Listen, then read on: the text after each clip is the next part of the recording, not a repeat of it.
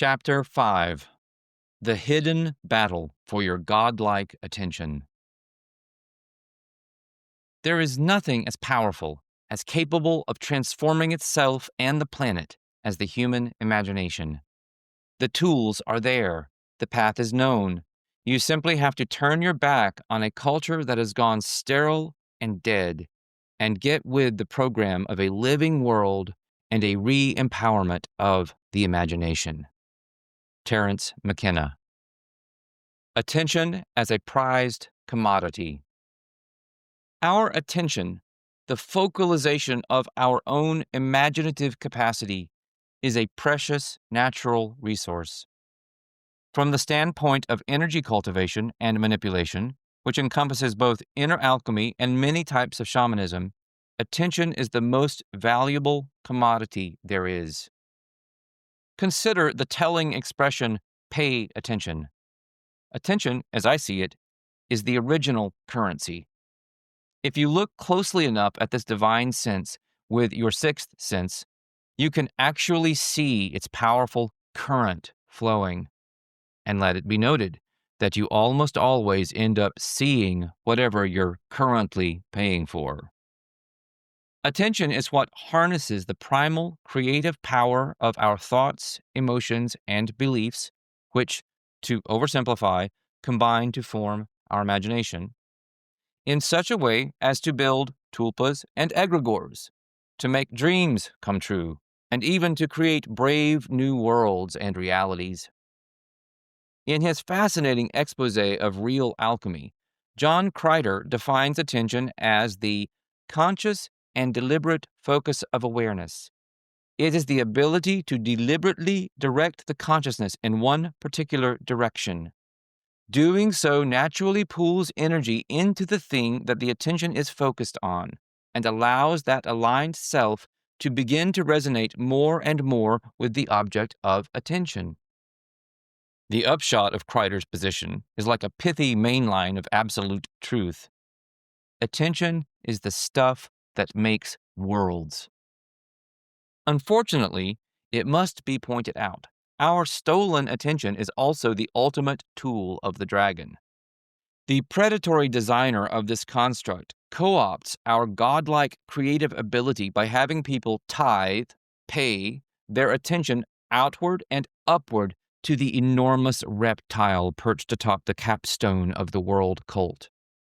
Through mental manipulation via mimetic implants on a mass scale that allows it to amass the energy of our attention for its own selfish purposes, the dragon not only plays the role of the architect in the Matrix franchise. Simultaneously, it also intentionally weakens its human herd, its world builders, to such an extent that humanity has allowed itself to be corralled like farm animals on this prison planet. The fight for freedom, relatively and ultimately speaking, begins and ends with our attention, where we place it, and how we use it. I'll have a lot more to say on this topic in the next chapter. But for now, understand that attention is what refines the raw resource of our concepts and feelings into rocket fuel. And as with any fuel, wars are fought over it. Where we direct our attentive focus shapes and informs, literally and materially, our experienced reality. Prolonged attention creates greater intensity. Like a magnifying glass intensifying the sun's rays, our attention amplifies whatever it focuses on. If we're to be responsible creators of our experience, as opposed to haphazard victims of it, it's incumbent on us to attentively choose our path through the matrix with utmost attention to detail. Techno-transhumanism and Prometheus's fire. In today's mesmerizing digital landscape, our attention is madly sought after. Algorithms are ingeniously designed to keep us hooked like addicts by feeding us main lines tailored to hold us captive, in mind and perhaps eventually even in body. If you're sensitive to the flow of energy and semantics, you can unambiguously feel the dragon at work in all things internet, blockchain, and AI. Quite literally, like a control freak of Leviathan proportions, the dragon is casting a net over humanity to keep our minds chained to the block as our intelligence becomes more and more artificial or not our own. Even though I sometimes jokingly refer to myself as a Luddite in reference to the English workers who tried to sabotage the Industrial Revolution, and have made the conscious choice not to own a cell phone lo these many years, I wish to be clear that I'm not advocating a return to so-called primitivism or a knee-jerk abandonment of technology. According to numerous schools of shamanic thought, each era has its own energy signature, the tonal of the times, that we must align with to be fully in it and effective in whatever role or roles we choose to play. But this doesn't mean we have to be totally of our era. We can and ought to, for our own benefit at least, think above, outside, and beyond it. Based on its clear energetic signature as new technologies are breathlessly rolled out following a blatantly pre-written script, the current era might best be described as that of techno-transhumanism. To think that we can or should all go Amish and stick our heads in the sand with regard to technology is wishful thinking, but so too is the black-pilled fantasy that we can't and shouldn't use technology in our own projects and creations. In the end, technology is just a contemporary iteration of Prometheus's fire. It can burn, yes, and its smoke can blind our eyes. But it can also revolutionize our creativity and aid those of us employing it for higher than material purposes to shine a light through the shadows for anyone capable of seeing and following our freedom beacon. To have a knee-jerk reaction to technology is to think like a victim. This is how the dragon wants you to think, in all ways, at all times. Its entire control apparatus is predicated on your tacit or explicit acceptance of victim mentality. I'd argue that this even applies to the world's predatory class, the so-called elites, those puffed-up minions, who, while they may get a rush out of preying on others, must on some level suspect they themselves are ultimately just dragon food. But we, not technology, and not even the dragon, are the real creators here. The dragon knows this. That's why it uses us to build its world for it, since apparently it can't do so on its own. And it's high time we figured this out for ourselves. My advice is to feel free to play in the matrix by using technology basically however you see fit to bring your ideas to life for the benefit of yourself and, with any luck, others. The only guideline, if I may suggest one, would be as in the Hippocratic Oath. First, do no harm. The ultimate tool for social engineering. Having embraced the positive possibilities of tech, let's not ignore the downsides. Social media, for example, has quite simply been weaponized for social engineering or mind controlling the masses. As Jim Morrison keenly observed well before the advent of the internet, whoever controls the media controls the mind. Remember those depressing dystopian novels your English teachers had to goad you to read? You know, the ones with Big Brother noting your every action or everyone turned into zombified consumers? It turns out Orwell and Huxley might have been onto something. Today, we're living in a world where our screens are constantly flickering with notifications, feeding us a never-ending stream of information, misinformation, and most perniciously, disinformation. It can't be denied that most people today are voluntarily plugged into the matrix, except instead of being jacked in and hardwired, they keep mindlessly taking hits on the virtual crack pipe of Instagram, TikTok, Meta, etc. The most disturbing part of this web junkie scenario is that the overwhelming majority have absolutely no idea to what extent their thoughts and opinions are being mimetically manipulated day after day by the technology they take for granted. In other words, they're clueless as to how much they resemble an insect unaware of the peril as it tiptoes through the tulips around a spider's web. Obviously, mixing biology metaphors here, I'm talking about the sheeple who fancy they're in control of their information, don't realize they're just pawns in a giant game of social engineering, and would dismiss you as a conspiracy theorist without a single independent thought if you suggested they were being turned into food for something else's dinner. But even if we ignore the dragon's energy harvesting through cultivation of varying levels of mental illness in its human herd, we can safely say there's a complex web of tech companies, advertisers, and governments all trying, spider-like, to trap our attention for a variety of reasons, most of which probably aren't in our best interests. Tech companies want to keep us superglued to our screens at all costs. Advertisers want to sell us stuff we don't need. And governments, well, let's just say that these artificial entities explicitly designed to govern the mente, mind, aren't exactly hiding, except in plain sight, their primary agenda.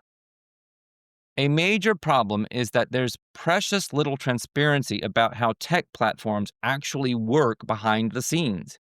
If you disagree, please explain in detail the Spotify algorithm, to cite but one example, used to spoon out practically the entire world's music feeds. We're rarely, if ever, told precisely how most of these algos are designed, exactly what data they collect, or how our information might be weaponized against us.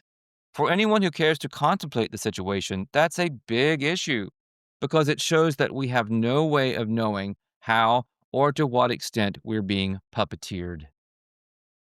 Stop raging against the machine.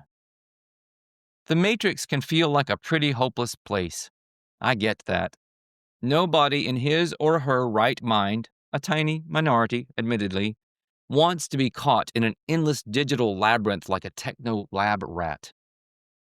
My position is that, on at least a subliminal level, even many of the most benighted sheeple, the really stubborn ones I think of as the consciously clueless, secretly suspect that they're corralled in a system designed to control them, to keep them in check.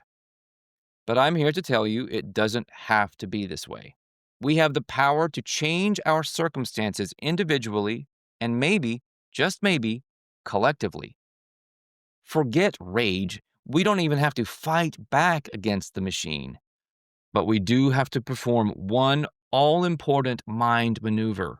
We must reclaim our attention and consciously choose a new way to focus it that is both self-directed and empowering. By intentionally shifting the position of our experienced reality's assemblage point, to use a term popularized by Carlos Castaneda, we have the ability to enter a new reality experience, if not always with the snap of our fingers, then certainly with applied effort. This change depends on internal wu wei as opposed to a process of external struggle. This book is designed to help you get to this new version of the world. There are other helpful resources as well, and I'll be introducing some of those in due course. So please keep your chin up, even in the face of the great obstacles I've been outlining, as you continue reading and processing. I'm all for awareness, critical thinking, even healthy doses of skepticism. But in the end, I don't feel that the information war is a battle worth fighting because it simply can't be won. The dragon can't be defeated on its own turf, the Matrix, using its own operating system, the installed one we think of as our minds. As powerful as he was, not even Neo could defeat the architect when he finally met his maker. Heck, he couldn't even overpower his shadow, Agent Smith, until he wised up and simply stopped fighting. As always, the only way out is in. Withdrawal from the system is a powerful mode of nonviolent resistance, and one never more effective than when done using conscious reclamation and cultivation of our own energy. However, we choose to proceed, the first step is to acknowledge the problem, to see it for what it is. We need to recognize that social media is far more than just a harmless distraction or handy tool. Rather, it has been brilliantly architected as a comprehensive net or web for the mind that can be used to alter our thoughts and behaviors, and from there, redirect the creative focus of our attention, usually without our even realizing it. Hunter S. Thompson, the gonzo journalist extraordinaire, once said, "When the going gets weird, the weird turn pro."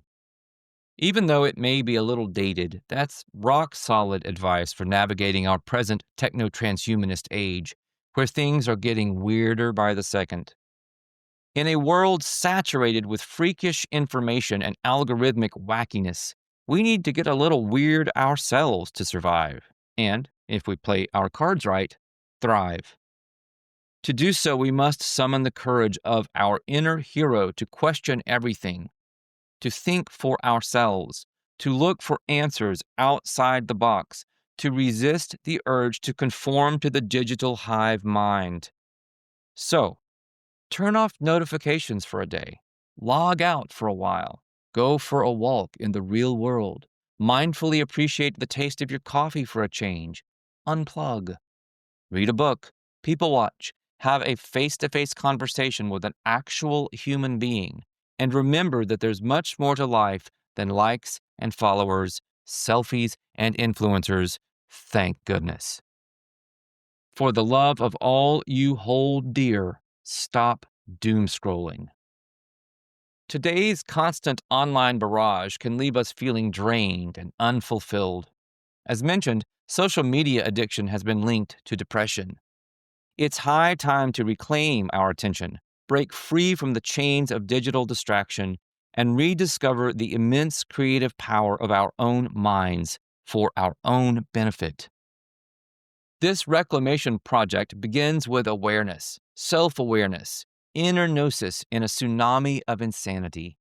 Recognize that your attention is the most valuable thing you can ever own, and you alone have the ultimate power to choose where to direct it. Not all tugs on our attention are benign. Far from it on today's digitized high seas.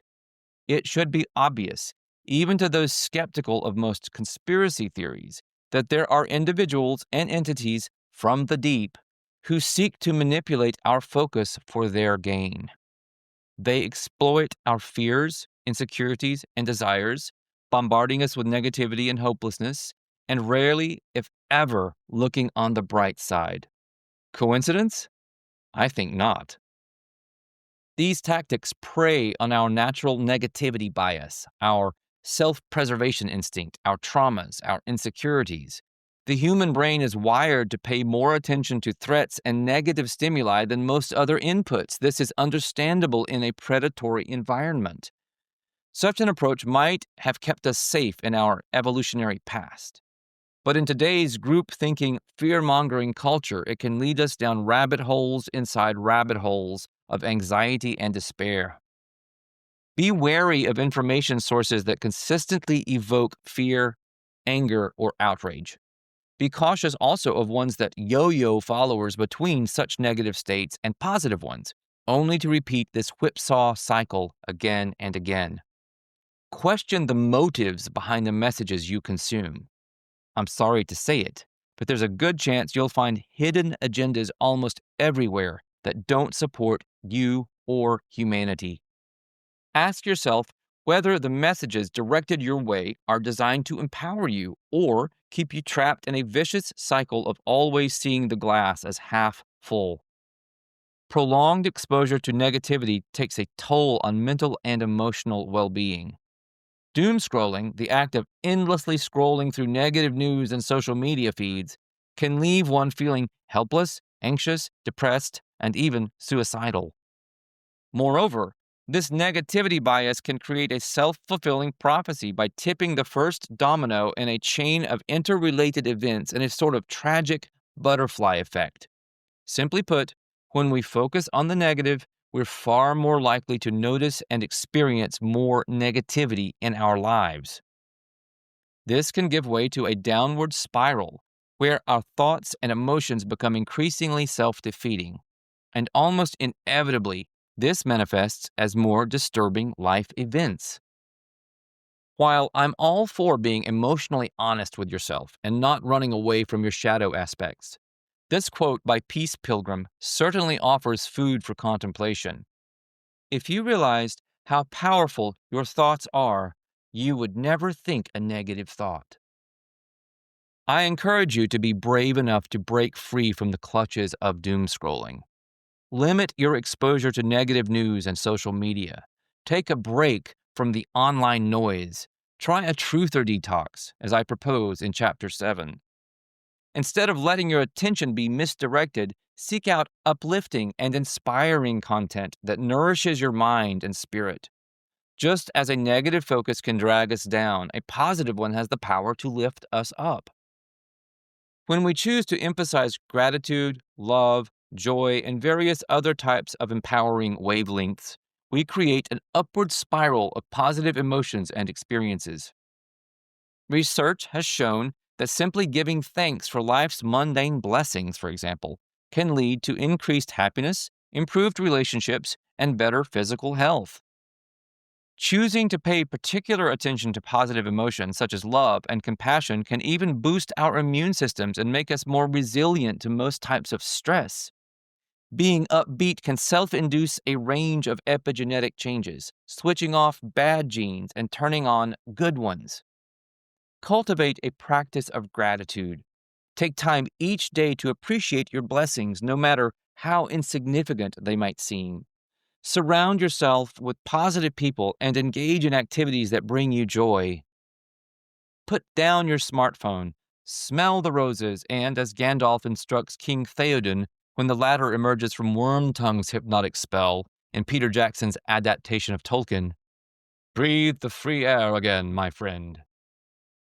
Our beliefs and thoughts coalesce into a kind of virtual omnipotence that's literally divine in its creational ability, allowing it to bring different versions of reality into existence. Think of focusing your attention as a way of consciously choosing your own best timeline. One more time for the cheap seats. This point is so important it bears repeating. When we focus on positive thoughts, we attract positive experiences into our field of awareness. Conversely, when we dwell on negativity, we invite more negativity into our experience.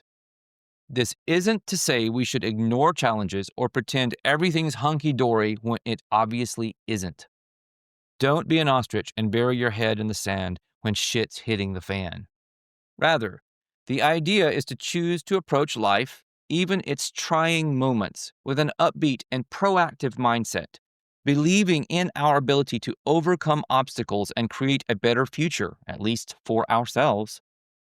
Every thought we think is like a brush stroke on the canvas of our lives. Let's choose our thoughts, then, as a great artist painting a masterpiece of joy, love, success, and fulfillment. We're at a crossroads in human history. The digital age has unearthed unprecedented access to information and connection, but it has also unleashed a torrent of negativity and manipulation. The responsibility lies with each of us to become conscious stewards of our own minds. Our challenge, and a challenging one it is to cultivate discernment in the information we consume minute by minute, hour by hour, day by day.